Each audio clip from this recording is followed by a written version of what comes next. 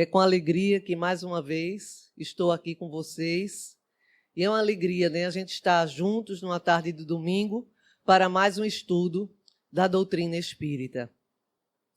E o nosso conteúdo da tarde de hoje se trata justamente dos perigos e inconvenientes da mediunidade, que está no Livro dos Médiuns, né, na página 178. Então, ali ele trata justamente desses perigos e inconvenientes da mediunidade. Mas antes da gente chegar propriamente no assunto, vamos iniciar com o seguinte. Nós vamos encontrar na Bíblia, em Joel, capítulo 3, versículo 1, quando ele diz assim: Eis que derramarei meu espírito sobre toda a carne. Vossos filhos e vossas filhas profetizarão. Vossos anciãos terão sonhos e vossos jovens terão visão. Então aqui Joel, ele já antevia o que iria acontecer com a humanidade. Como a mediunidade seria uma coisa generalizada. Tanto é que ele aqui nos fala, não é, que homens, mulheres, jovens, filhos e filhas, anciãos, não é que isso era uma coisa tão natural que isso iria acontecer com todos, num grau maior ou menor. Seja ela, como a gente costuma dizer hoje, ostensiva, ou seja ela em estado latente, como um germe. Às vezes através de uma intuição, de uma percepção mais apurada. E a gente vai encontrar mais adiante, em Atos, quando diz assim: estavam os apóstolos reunidos, né, no dia de Pentecostes, que era uma festa que comemorava quando o Espírito Santo veio, não é, e digamos assim, como eles costumavam dizer, se derramou sobre eles. E eles falaram línguas estranhas. Então diz assim em Atos: estavam, pois, todos atônitos e sem saber o que pensar. Perguntavam uns aos outros que significavam essas coisas. Outros, escarnecendo, diziam: estão todos embriagados do vinho doce. Porque como cada um ali estavam falando numa língua diferente, e os que estavam assistindo ali, né, outras pessoas que viviam em Jerusalém, então estavam ali vários povos e que estavam naquele momento, naquela reunião. Pedro, um dos apóstolos de Jesus, pondo-se de pé, em companhia dos 11, quer dizer, dos outros 11 apóstolos, com voz forte lhes disse: homens da Judeia, vós todos que habitais Jerusalém, seja-vos isto conhecido e prestai atenção às minhas palavras. Estes homens não estão embriagados, mas cumpre-se o que foi dito pelo profeta Joel. Acontecerá nos últimos dias, e é Deus quem diz, que derramarei meu espírito sobre todo ser vivo. Profetizarão os vossos filhos e as vossas filhas, homens e mulheres, os jovens terão visões e os vossos anciãos sonharão. Ou então aqui ele confirma, não é, aquela visão de Joel, de que isso iria se espalhar sobre todas as criaturas. Ou seja, que essa mediunidade seria generalizada, mas que na época eles não chamavam de mediunidade, claro, eles chamavam de profetas. Então o profeta era nada mais, nada menos do que um médium. Mas naquela época, como Moisés havia proibido a comunicação com os mortos, ele fez um conselho de 70 anciãos, que eram sacerdotes. E só eles é que poderiam se utilizar da comunicação com os mortos. E eles tinham um ritual que o sacerdote ele usava uma espécie de, digamos assim, uma vestimenta. Que nessa vestimenta estavam as 12 pedras que simbolizavam pedras preciosas, cada uma simbolizando as 12 tribos. E ele tinha também, nessa vestimenta, uma pedra chamada Urim e outra Tumim. E sobre um tablado de ouro, quando eles tinham questões a resolver, questões assim, mais de grande magnanimidade, então somente o sacerdote ia para o tabernáculo, lá ele colocava, não é, esse tabuleiro de ouro e lançava essas duas pedras, o turim e o urim e o tumim. E ali elas tinham um lado significava sim e o outro lado significava não. Reza a tradição que quando, não é, elas saíam para o lado positivo, as 12 pedras que simbolizavam as tribos de Israel, elas lançavam, não é, luzes fulgurantes. Tanto é que essas duas pedras se chamavam luzes e perfeições. Então vejam que eles tinham uma maneira de já lidar com a espiritualidade, através desse meio que esses sacerdotes, somente os sacerdotes, poderiam se utilizar desse meio para muitas vezes falar, não é, com Deus ou Jeová, como eles chamavam, para obter, às vezes, um esclarecimento acerca de questões pertinentes ao povo de Israel. E nós vamos encontrar na Bíblia uma parte que fala justamente disso, que diz o seguinte: em Êxodo, capítulo 28, versículo 30, diz assim: também porás no peitoral do juízo o urim e o tumim, para que esteja sobre o coração de Arão quando entrar perante o Senhor. Assim, Arão levará sempre o coração na presença do Senhor, os meios para tomar decisões em Israel. Então, aqui mostra justamente, não é, que eles se utilizavam, faziam realmente dessa prática para obter essas respostas que eles necessitavam. E nós vamos ver nos livros dos médiuns algo referente que justamente se liga a essa profecia, digamos assim, de Joel. Na questão 200, diz assim: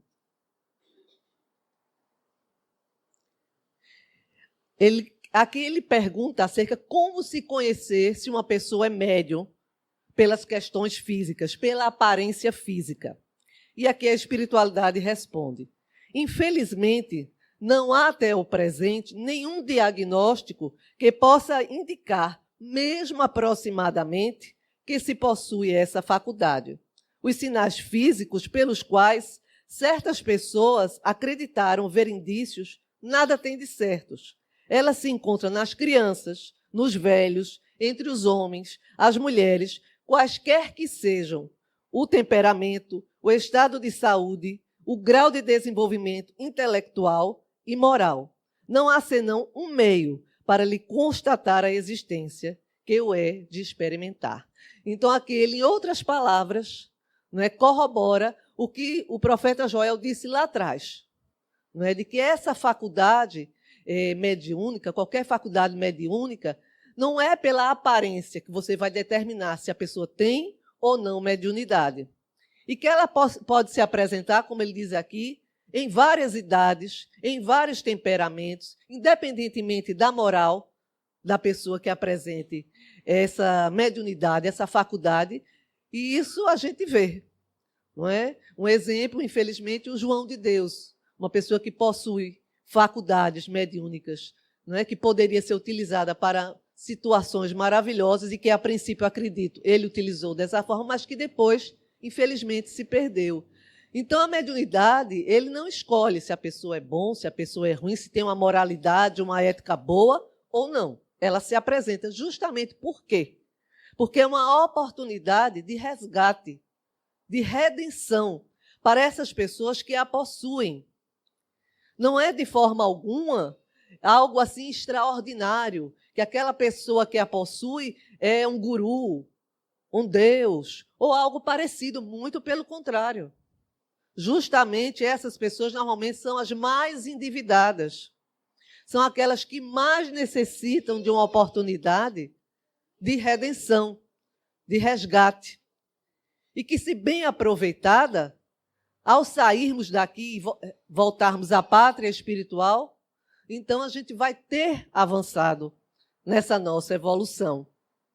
E, infelizmente, aqueles que a usam, né, de uma maneira equivocada, seja para uso próprio, seja com interesses pecuniários, essas, infelizmente, se comprometerão mais ainda e irão adiar a oportunidade, né, de evolução e de avanço, né, espiritual e também ético.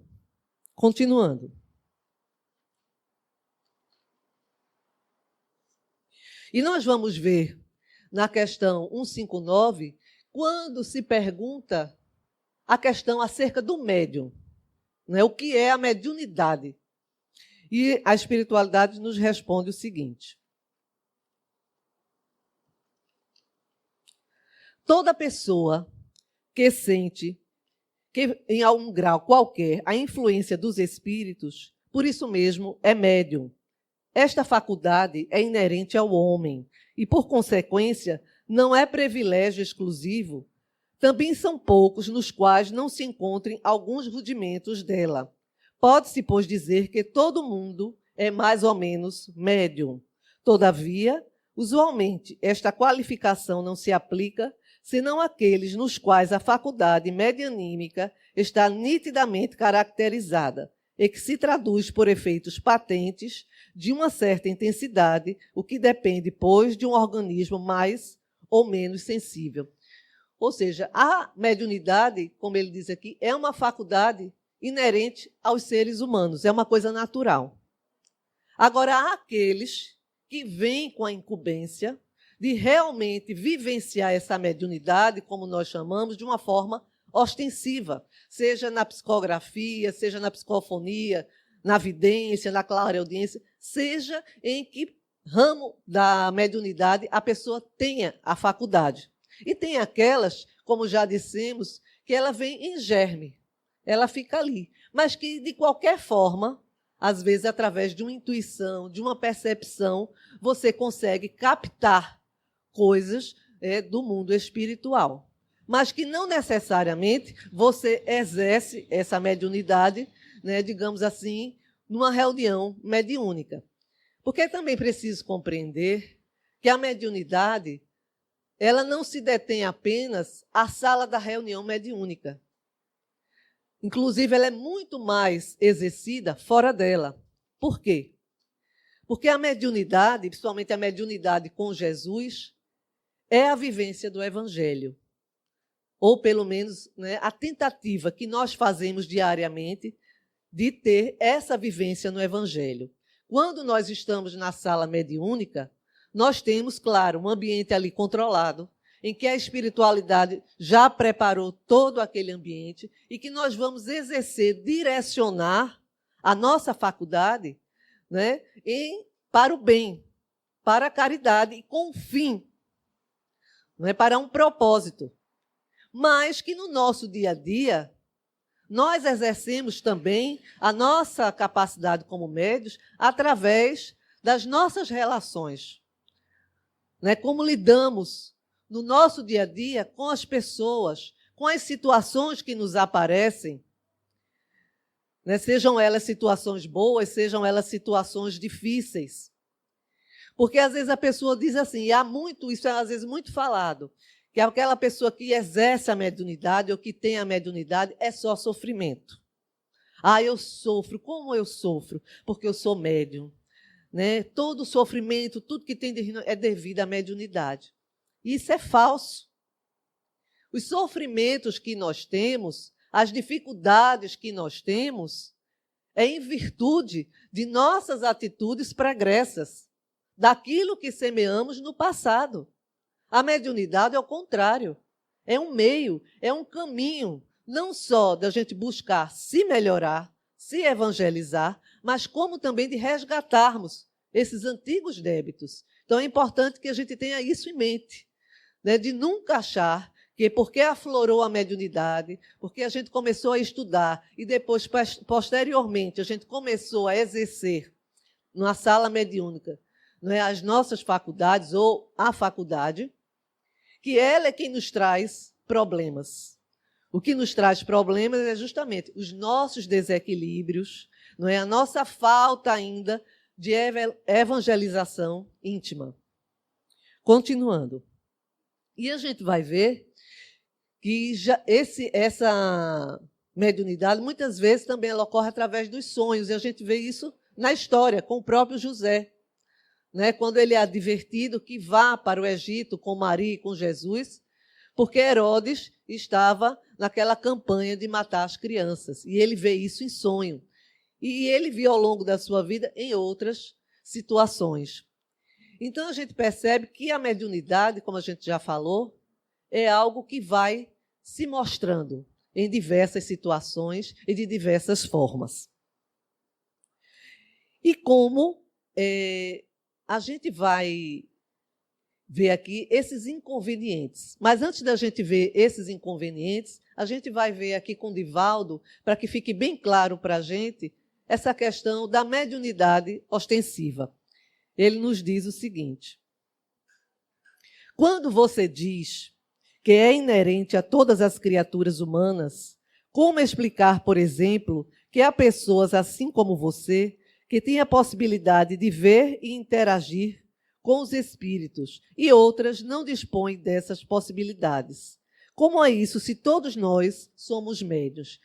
Então, aqui ele quer ter a certeza, já que é dito que todos nós somos médiuns, por que uns têm a capacidade, não é? Como ele via espíritos, ele conversava com os espíritos, via, não vê espíritos, conversa com os espíritos. E por que, se todo mundo é médium, por que não temos todos essa mesma capacidade? Aí ele esclarece. Quando Charles Richer, que era um fisiologista francês, estabeleceu que alguns são mais bem dotados, Allan Kardec, muito antes dele, asseverou que os mais bem dotados são denominados como ostensivos, da mesma forma que na área da inteligência, determinadas pessoas são mais bem aquinhoadas do que outras. O mesmo ocorre em relação à memória e a outras funções, tanto físicas como psíquicas e emocionais. A mediunidade apresenta-se sob vários aspectos, desde os fenômenos dos sonhos, intuições, premonições, as manifestações mais expressivas da psicografia, da psicofonia, da psicopictografia, os efeitos físicos. Como é natural, pessoas existem que são portadoras de mais amplos recursos nestas áreas, facilitando-lhes as comunicações espirituais. Então, aqui ele fez, né, uma comparação. Da mesma forma que tem pessoas que, mesmo estudando, às vezes, as mesmas coisas, umas, não é, são mais dotadas, elas conseguem ter um alcance, uma expressividade maior naquela área. Da mesma forma, na mediunidade. Existem aquelas, como a gente já foi dito, que traz aquilo em estado latente, em germe, que tem aqui e acolá algo, né, que ela percebe, que ela sente, que ela intui, mas que fica só nesse patamar. Por quê? Porque nessa existência ela não veio com essa programação, ela não veio com esse propósito. Não é? E também a gente sabe que antes da gente renascer, quando a gente vem, não é, já com essa programação de sermos médios, de ostensivos, então há uma programação até mesmo no nosso corpo físico. Não é algo aleatório. Se a gente não tem, né, nenhuma faculdade que venha a ser ostensiva, isso não pode ser criado, isso não pode ser desenvolvido. Né? Isso não pode ser porque eu fiz o curso aqui da mediunidade ou porque eu fui para a sala mediúnica, isso não vai aparecer. Não é pela nossa vontade. Né? Isso é algo que foi programado antes mesmo de nascermos.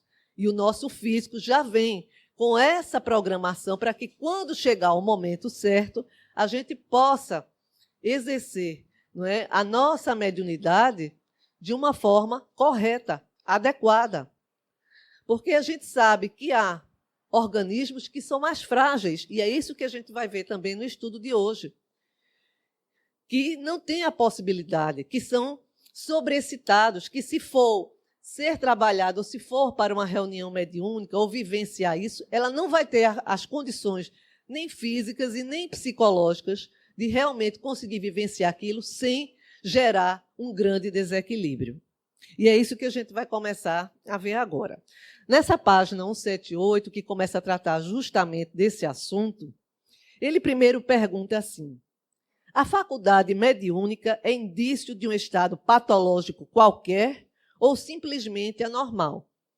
E os espíritos nos respondem: pode ser anormal, patológico não.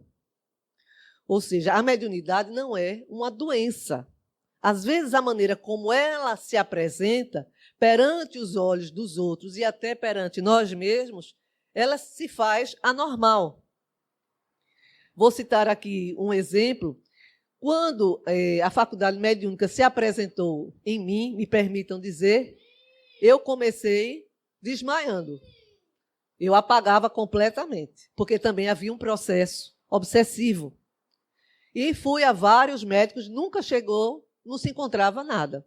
Quando finalmente, né, consegui conversar com alguém que era espírita, né, e que também era um médium, então ele conversou comigo e me esclareceu o que eu deveria fazer e me orientou. E eu fui para a Federação Espírita, onde lá eu recebi o tratamento e fiquei estudando. Mas não fui para a sala mediúnica. Porque é como é explicado, não é porque a pessoa às vezes, não, mas ela está vendo espíritos, ela está ouvindo, ela está falando, que a gente vai pegar a pessoa e levar para uma sala mediúnica. Né? Isso seria irresponsabilidade de quem quer, não só da pessoa que fosse, como daqueles que permitissem. A pessoa, quando chega numa casa espírita, nessa condição, que diz, olha, eu estou ouvindo, eu estou falando, estou ouvindo vozes, ou estou vendo vultos, não quer dizer que ela seja médium. Porque a pessoa que é vidente, ela não vê vultos, ela vê os espíritos mesmo, como eu estou vendo aqui vocês. Então, é importante que se diga isso. Então, quando a pessoa chega nessa situação, o que se faz?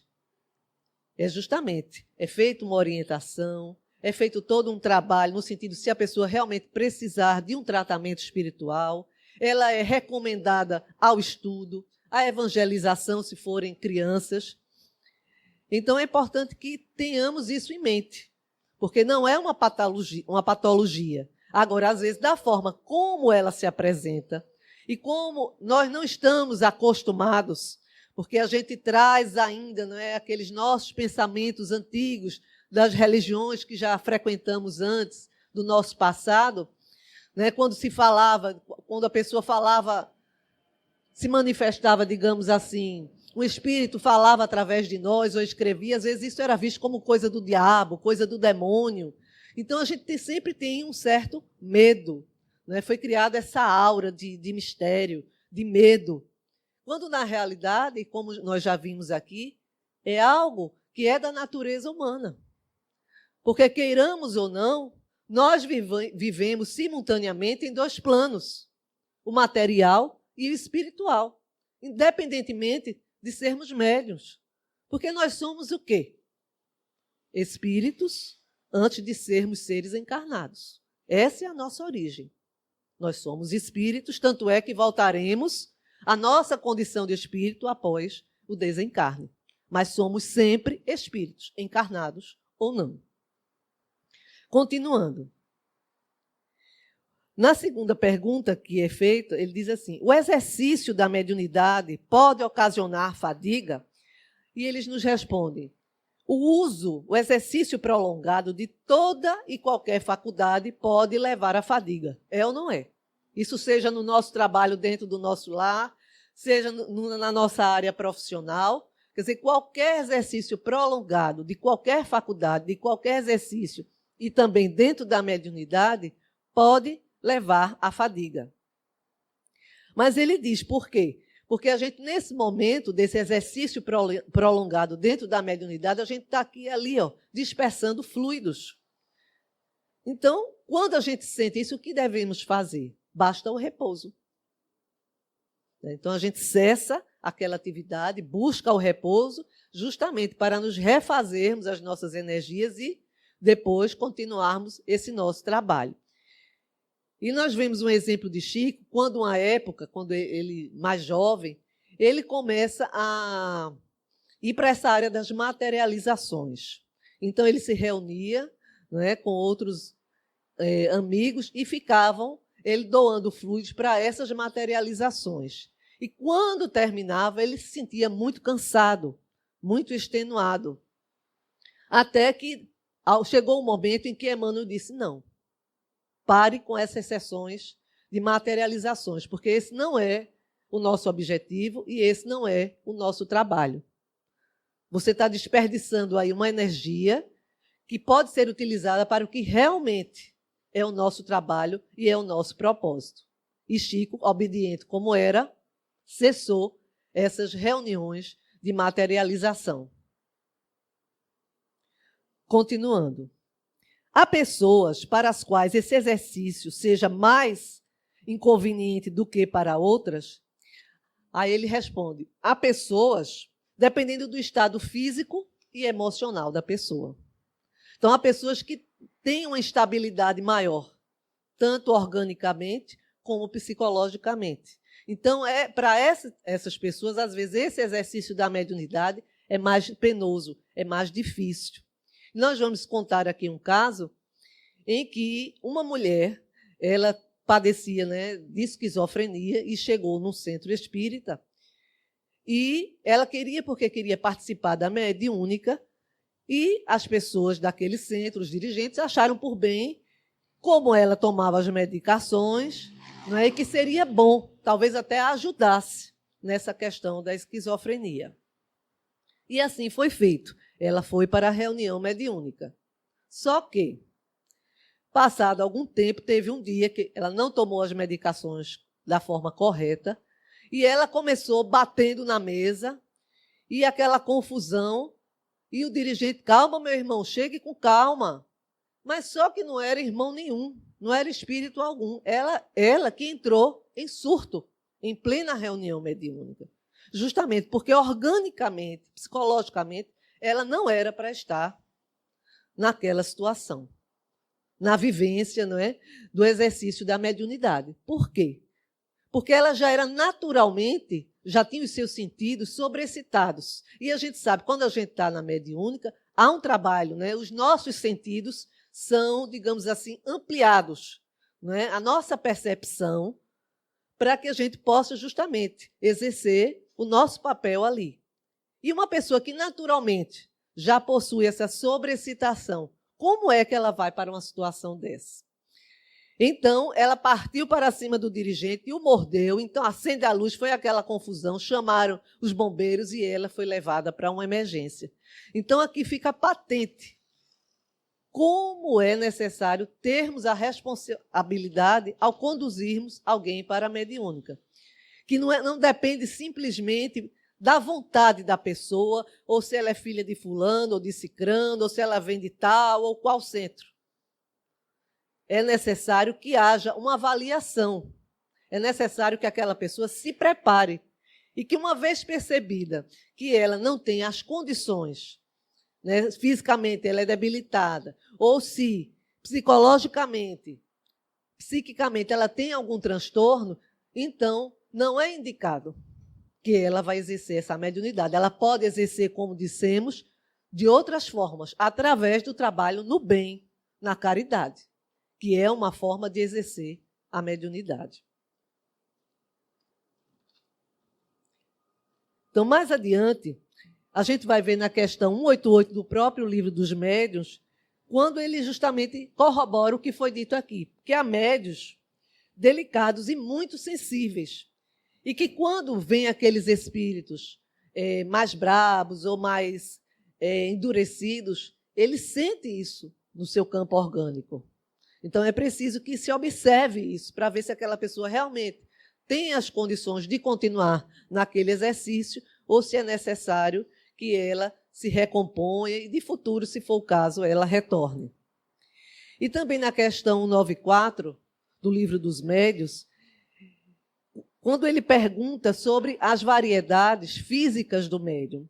E então ele diz que há aqueles que são calmos, né? Seja na psicografia, seja na psicofonia, ele recebe, ele exerce a sua mediunidade de uma maneira calma, tranquila. Há aqueles que são os velozes, principalmente na escrita, na psicografia, que escrevem com muita velocidade e com isso eles despendem mais fluidos. E há aqueles até que trabalham de uma maneira febril, não é? Com muita velocidade, em que é da natureza dele ser dessa forma. Então, é importante que se observe o gênero de cada um desses médiuns. Continuando. A mediunidade pode produzir a loucura? Aí a espiritualidade responde: não mais do que outras coisas. Quando não há predisposição pela fraqueza do cérebro, a mediunidade não produzirá a loucura quando o princípio não existe. Porque eu não sei se vocês já ouviram, mas eu já ouvi algumas pessoas dizer: fulano, quando entrou para o centro, nunca mais ficou bom do juízo. Não fala coisa com coisa. Então é trazido, né, para o espiritismo ou para a mediunidade essa pecha, né, de que é ela que enlouquece. E que é o exercício da mediunidade. Ou que ao adentrarmos no espiritismo, não é, a nossa vida desanda, que a gente começa a ficar doido. E aqui ele é bem taxativo. Se não há essa predisposição física, orgânica, psíquica, não vai ser o espiritismo ou a mediunidade que vai fazer com que a pessoa fique louca. Agora, se a pessoa já traz desequilíbrios em si, como nós falamos no exemplo anterior, não é, que ela tinha esse problema psíquico, mental, da esquizofrenia, e vai exercer a mediunidade dessa maneira, então isso pode sim acarretar em distúrbios e desequilíbrios ainda maiores. Mas, se ela não a possui, isso não irá acontecer. E a gente vai ver na Revista Espírita, de 1865, que ele nos diz justamente isso. Os espíritas não estão preservados das causas materiais que podem perturbar o cérebro, como dos acidentes capazes de quebrar braços e pernas. Não é, pois, de admirar que haja espíritas entre os loucos. Ou seja, os espíritas estão suscetíveis de serem loucos ou de se tornarem loucos, assim como quebrar um braço, uma perna, como qualquer pessoa. Não é porque somos espíritas que estamos livres, né, de, em algum momento, por alguma questão, né, a loucura vir sobre nós. Mas, ao lado das causas materiais, há causas morais. É contra estas que os espíritas têm um poderoso preservativo em suas crenças.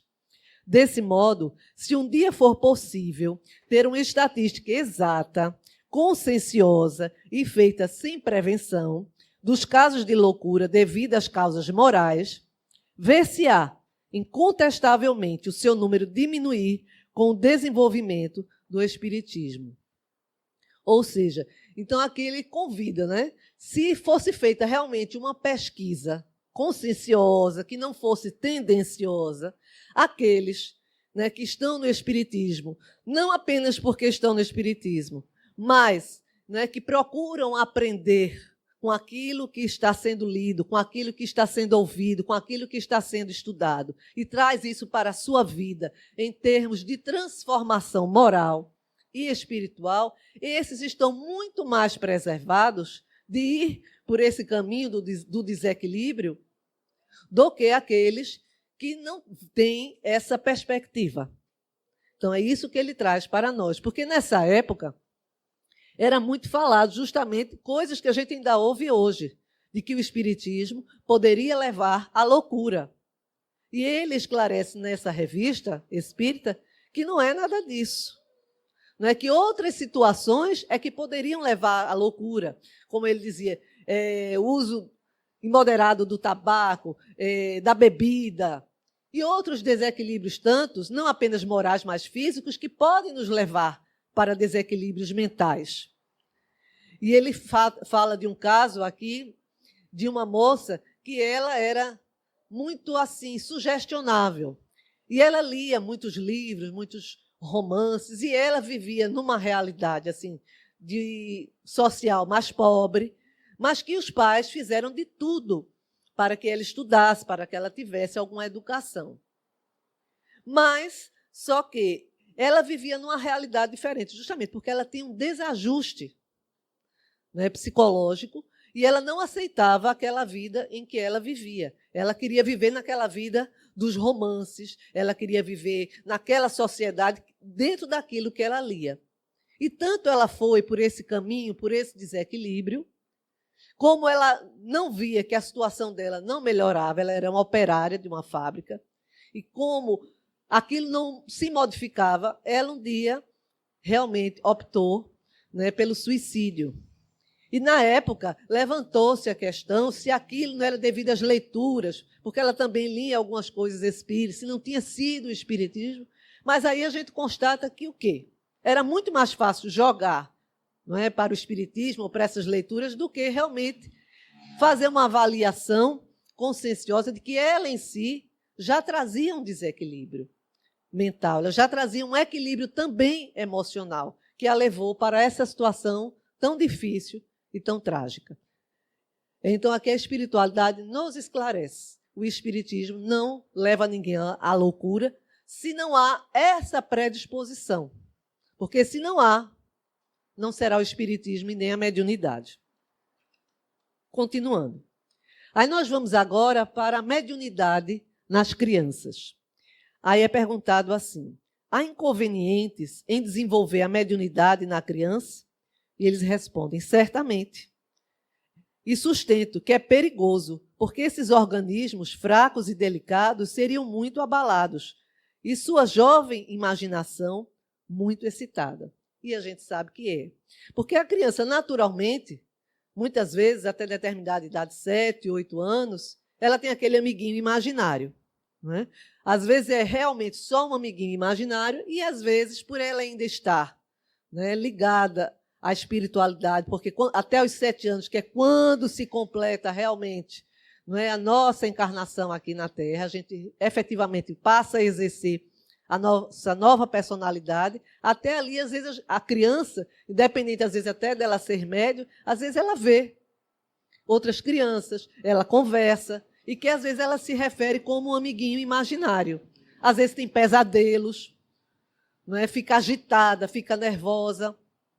Então, aqui ele não recomenda que pegue essa criança que já está nesse estado e que é muito jovem, não só do ponto de vista orgânico, mas também mental. Ela não tem essa maturidade, que não seja incentivado esse tipo de coisa. Até que ela tenha uma mediunidade, isso não deve ser incentivado. Pelo contrário, isso deve ser esclarecido, conversado com ela de uma forma natural, mas buscando os meios, né, de que ela passe por aquela situação da forma mais tranquila possível. E Divaldo nos esclarece a esse respeito, aqui, nessa questão, quando é perguntado sobre a mediunidade infantil. Só um momentinho.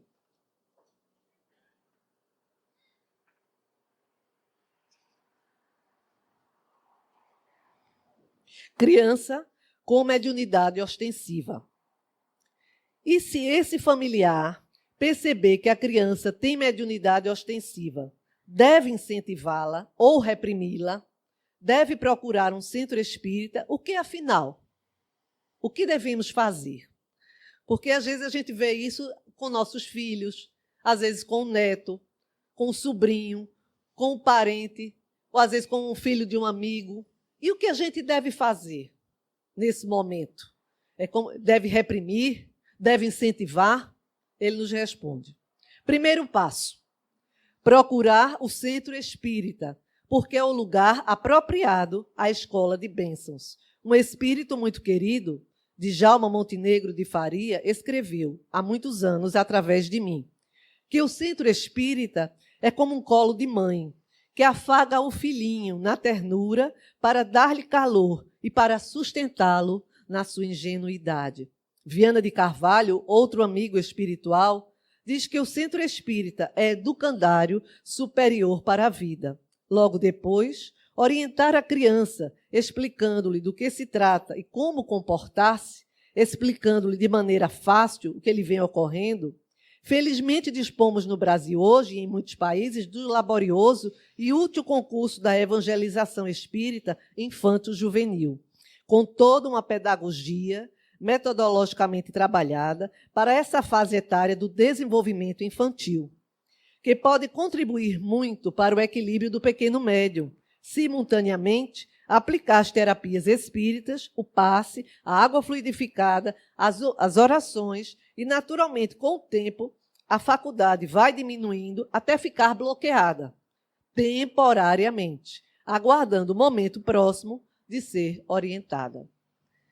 Então, ele justamente traz essa bela orientação. Que o que fazer? Trazemos ela à casa espírita, não é? Para que ali, como ele diz aqui, que é um colo de mãe, a recepcione, né? A acolha, para que ela não se sinta diferente dos outros, para que ela não se sinta estranha. E aqui ela receba as orientações, ela receba o tratamento necessário, ela entre para a evangelização, vá compreendendo o que acontece com ela. E também os pais vão ali junto com ela, aprendendo como lidar com essa situação. E como ele diz aqui, sendo o caso, vai ser bloqueado temporariamente até que chegue um momento em que ela tenha maturidade, não apenas orgânica, mas também psicológica, para vivenciar o exercício da mediunidade. Mas antes, é preciso que ela passe por esse processo, não é? De um tratamento e de uma evangelização e de uma supervisão dos pais, esclarecendo ela aquilo da forma mais natural possível, porque isso vai evitar que ela passe por muitas situações. Como eu passei 2 anos na mão de médico, para lá e para cá, e ninguém sabia o que eu tinha. Né? Se eu tivesse alguém na época que tivesse me esclarecido, né, rapidamente, eu já teria ido para a Federação Espírita. E chegando lá, vejam, como disse, teve todo um processo. E é assim que é o correto. Não é? Porque não é apenas da vontade nossa. Não é? Isso tem que passar não só pelo crivo da direção da casa espírita, como também da orientação da espiritualidade, que dirige a casa. Então, é um trabalho em conjunto. É um trabalho que é responsável. Não é feito de qualquer forma. A gente sabe que até para que uma reunião mediúnica se efetive, é todo um trabalho antes. Que os espíritos lá começam preparando aquela sala, nós, os médiuns, vamos sendo preparados, né? E quanto mais a gente busca se sintonizar com a atividade que vai ser realizada naquele dia, seja através de uma oração, seja através de um repouso, mais a gente vai recebendo essa ajuda para que, quando chegar o momento, a gente possa dar o melhor. A gente possa ser de maior utilidade para a espiritualidade, ao invés de a gente chegar aqui e dar trabalho. Então, continuando. Aí ele pergunta, qual a idade na qual se pode, sem inconveniente, se ocupar da mediunidade? Aí ele responde, não há uma idade precisa, e isso depende inteiramente do desenvolvimento físico e ainda mais do moral. Sabe-se que é necessário também o recolhimento, como indicação para o intercâmbio com os espíritos sérios. O critério deve ser doutrinário e segundo a orientação dos dirigentes espirituais, que é o que havíamos falado. Né? Não há uma idade. Divaldo mesmo começou aos 17 anos, Ivone também mais ou menos nessa idade, Chico também aos 17 anos. Quer dizer, vai depender dessa maturidade moral, física também, e desse recolhimento que a pessoa esteja disposto a ter. Porque não é que o médium ele vai viver fora do mundo, não é isso. Mas é necessário uma responsabilidade, um recolhimento, que às vezes um jovem de 12, 13, 14 anos ainda não tem, que vê aquilo mais como uma brincadeira, vê aquilo de uma forma mais curiosa, lúdica, e não com a devida responsabilidade. Então, se a gente percebe que, mesmo ele tendo uma faculdade mediúnica ostensiva muito boa, mas se ele não tem essa maturidade, não deve iniciar o trabalho mediúnico, justamente por isso, porque também requer renúncia. Né? Então, às vezes, quantas vezes um jovem de 16, de 15, 17, 18 anos está disposto, às vezes, a deixar de ir a uma festa ou de não beber para poder participar de uma reunião mediúnica? De evitar certos ambientes que, para ele, vai lhe trazer um desequilíbrio para poder exercer essa mediunidade. É difícil, né? Para nós adultos, né, que já vivemos muitas coisas, muitas vezes também é difícil a gente renunciar, às vezes, coisas que a gente quer fazer em favor de manter um equilíbrio razoável, não digo nem bom nem maravilhoso, mas razoável, para que no dia aprazado da reunião mediúnica a gente se encontre nas condições de fazer o nosso melhor, ou de pelo menos tentarmos fazer o nosso melhor. Então, é necessário essa responsabilidade.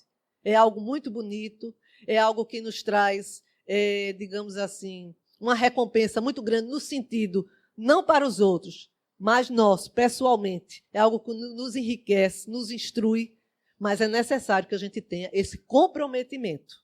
Senão é melhor nem começar. Continuando.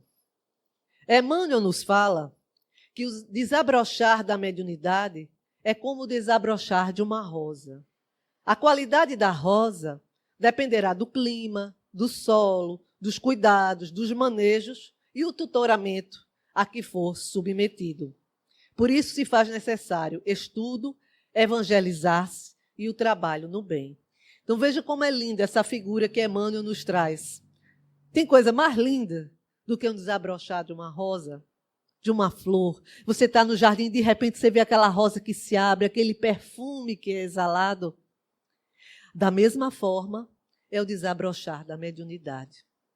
E isso também foi me dito uma vez, que a gente procurasse não ser a rosa, mas o perfume da rosa. Né? Que justamente a gente procurasse exalar, né, essa mediunidade. E tudo vai depender dessas questões aqui. Como ele diz aqui, do clima, né, do nosso estudo, do tutoramento, de quem nos guia, né, no início da nossa mediunidade, quem nos permite esse exercício do acolhimento, da orientação que a gente recebe para que ela desabroche, né, para que ela realmente cumpra o seu papel. Aqui mesmo, na casa de Francisco, depois que a gente é convidado, que a gente faz o estudo da mediunidade e que é convidado para a educação mediúnica, o que é bom é isso, porque a gente recebe esse acolhimento e a liberdade. Não a liberdade de chegar e fazer da forma que quer, do jeito que quer, mas a liberdade de ali iniciar, de darmos os primeiros passos nesse exercício da mediunidade. Então, ali a gente recebe a orientação, um aconselhamento, o incentivo, quando a gente está no caminho certo. E isso é muito importante para o médium, porque com isso ele cria a segurança de exercer a sua atividade de uma forma normal, natural, sem alarde, porque a gente vai ver no livro Diversidade dos Carismas, conta a história de uma moça, Regina, que ela peregrinou muito, porque ela tinha uma mediunidade ostensiva e várias faculdades desde criança. Então, ela acabou por cair num centro em que ela, quando ia dar uma comunicação, ela não podia chorar, ela não podia, tinha que falar naquele tom de voz bem calmo. Gente, como é que um espírito que vem em grande sofrimento vai falar num tom de voz bem calmo, bem pacífico? E tirava toda, digamos assim, originalidade da comunicação. Então, é preciso que você tenha, sim, a sua educação. Um espírito não vai chegar e dizer o que ele quer da forma que ele quer, ele não vai bater na mesa, ele não vai gritar, ele não vai dizer palavras chulas, porque o médium, justamente o papel da educação mediúnica é essa, é nos preparar. Mas nós temos também que permitir que aquele espírito que chega, ele mostre os seus sentimentos. Não é que ele realmente mostre pelo que está passando, a fim de que ele receba a ajuda e o amparo necessário. Não pode ser uma coisa mecânica, uma coisa fria. Então tem que ter esse equilíbrio e também o estudo. E Divaldo nos conta uma história bem engraçada. Ele tinha um amigo que vivia numa área rural e que ele sempre, de vez em quando, ia lá e levava os livros para estudar com eles, e eles acabaram por fazer reuniões, né, não só de estudo, de leitura, e também mediúnicas, porque lá havia realmente necessidade dessa situação. Mas Divaldo não podia estar sempre lá. Então ficava a cargo de um senhor que era o dono de um sítio. E nesse sítio ele criava uma vaquinha chamada Branquinha. E olha, toda a vida ali do sítio era em torno dessa vaca Branquinha. porque ela dava o leite, daquele leite se produzia o queijo. Então, eles tinham o maior amor por aquela vaquinha. E eles estavam, né, ali ainda bem no início, aprendendo, inclusive, os médiuns. E numa dessas reuniões, uma vez, depois que a Branquinha já tinha, né, desencarnado, digamos assim, e um daqueles médiuns que estavam bem no começo, de repente ele começa,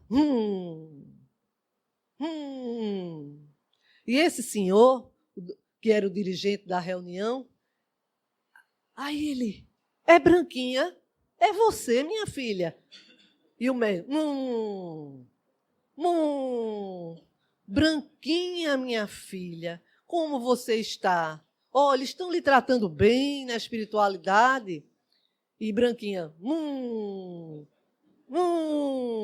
e ficou nessa história. Até que no final ele disse, olhe, Branquinha, vá em paz para os currais espirituais. Aí, na semana seguinte, ele encontra-se com Divaldo e conta a ele essa situação. E Divaldo ouve aquela história, né, com muita paciência. Foi mesmo, foi. Olha, Divaldo, você não sabe minha alegria de saber que a minha vaquinha Branquinha está bem. Olha, eu fiquei tão feliz de poder falar com ela. Aí Divaldo escutou tudinho. No final, ele disse, meu filho, olha, vamos sentar aqui, deixa eu lhe explicar uma situação. Aí Divaldo disse, olha, isso provavelmente foi um espírito brincalhão, que se aproveitou, né, porque o médium ali não tem tanto conhecimento. Mas, olha, os animais não se comunicam através dos médios, isso não existe. Aí explicou a ele bem direitinho, disse, olha, leia e dê também, né, aos que participam da reunião esse livro dos médios, para que eles se instruam, procure fazer um dia na semana um estudo, para que vocês não sejam vítimas desse tipo de brincadeira. Aí ele ouviu tudo aquilo, aceitou, mas saiu meio triste, né? Porque ele queria mesmo que tivesse sido a vaca Branquinha.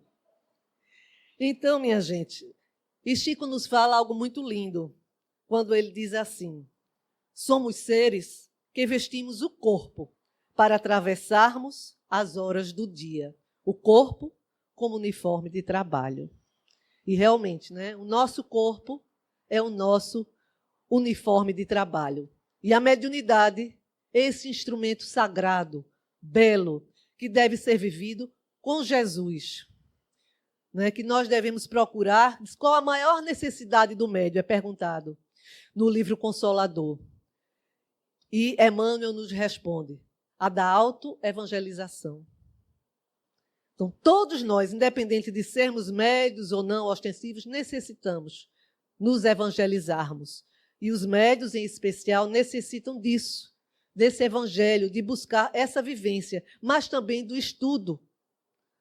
Porque se a gente não tem o conhecimento aliado à vivência do evangelho, a gente pode ser justamente, como esse rapaz aqui, instrumento desse tipo de coisa, desse tipo de situação. E não é bom, porque disso daí pode nos levar a outros desequilíbrios.